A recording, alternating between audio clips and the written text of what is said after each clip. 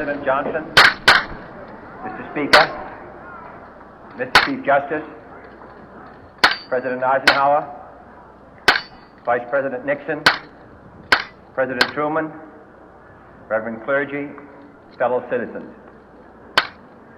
We observe today not a victory of party, but a celebration of freedom, symbolizing an end as well as a beginning, signifying renewal as well as change.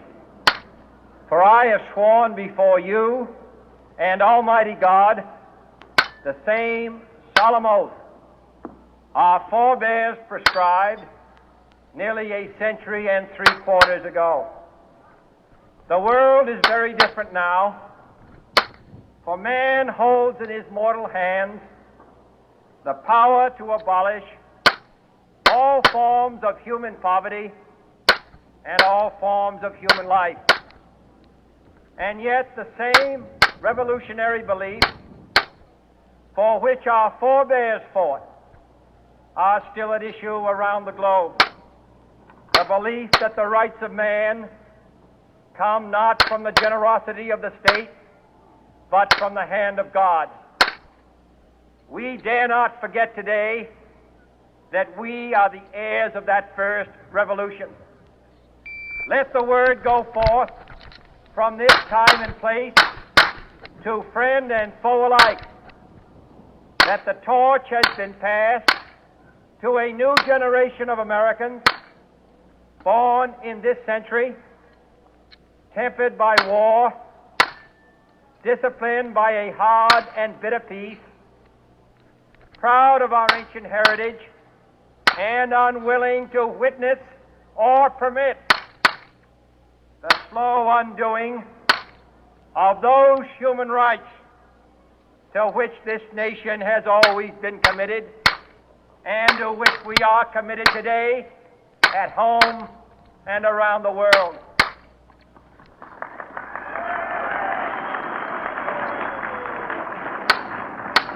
Let every nation know, whether it wishes us well or ill, that we shall pay any price, bear any burden, meet any hardship, support any friend, oppose any foe to assure the survival and the success of liberty.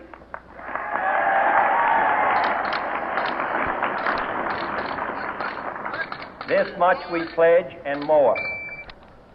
To those old allies whose cultural and spiritual origins we share, we pledge the loyalty of faithful friends. United, there is little we cannot do in a host of cooperative ventures. Divided, there is little we can do, for we dare not meet a powerful challenge at odds and split asunder. To those new states whom we welcome to the ranks of the free, we pledge our word that one form of colonial control shall not have passed away merely to be replaced by a far more iron tyranny. We shall not always expect to find them supporting our view, but we shall always hope to find them strongly supporting their own freedom, and to remember that in the past, those who foolishly sought power by riding the back of the tiger ended up inside.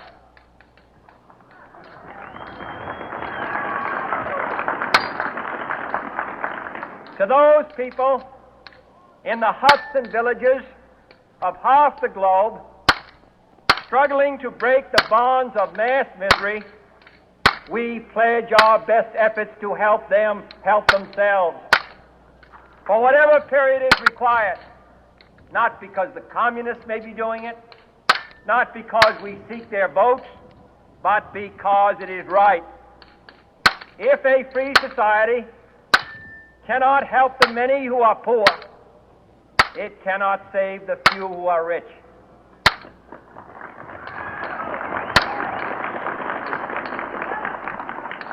To our sister republics south of our border, we offer a special pledge to convert our good words into good deeds, in a new alliance for progress, to assist free men and free governments in casting off the chains of poverty. But this peaceful revolution of hope cannot become the prey of hostile powers. Let all our neighbors know that we shall join with them to oppose aggression or subversion anywhere in the Americas. And let every other power know that this hemisphere intends to remain the master of its own house.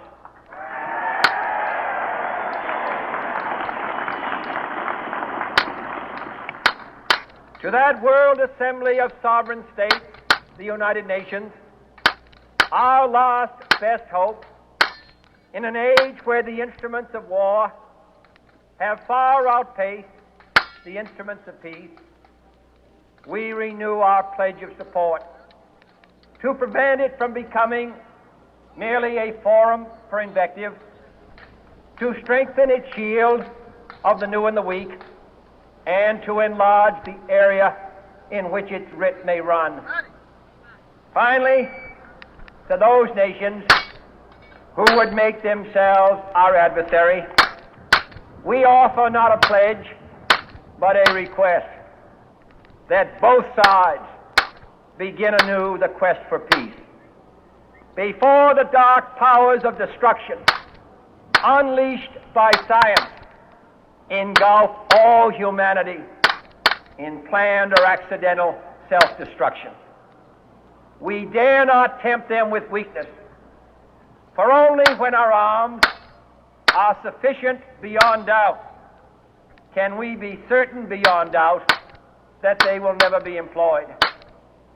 But neither can two great and powerful groups of nations take comfort from our present course, both sides overburdened by the cost of modern weapons, both rightly alarmed by the steady spread of the deadly atom, yet both racing to alter that uncertain balance of terror that stays the hand of mankind's final war. So let us begin anew, remembering on both sides that civility is not a sign of weakness, and sincerity is always subject to proof. Let us never negotiate out of fear, but let us never fear to negotiate.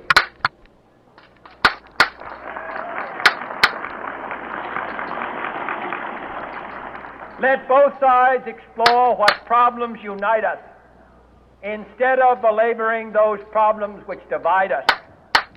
Let both sides, for the first time, formulate serious and precise proposals for the inspection and control of arms, and bring the absolute power to destroy other nations under the absolute control of all nations.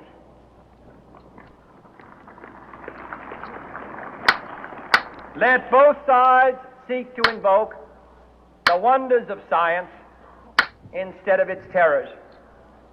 Together, let us explore the stars, conquer the desert, eradicate disease, tap the ocean depth, and encourage the arts and commerce.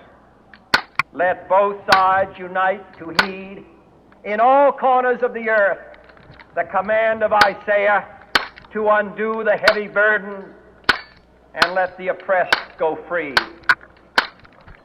And if a beachhead of cooperation may push back the jungle of suspicion, let both sides join in creating a new endeavor, not a new balance of power, but a new world of law, where the strong are just and the weak secure and the peace preserved. All this will not be finished in the first 100 days, nor will it be finished in the first 1,000 days, nor in the life of this administration.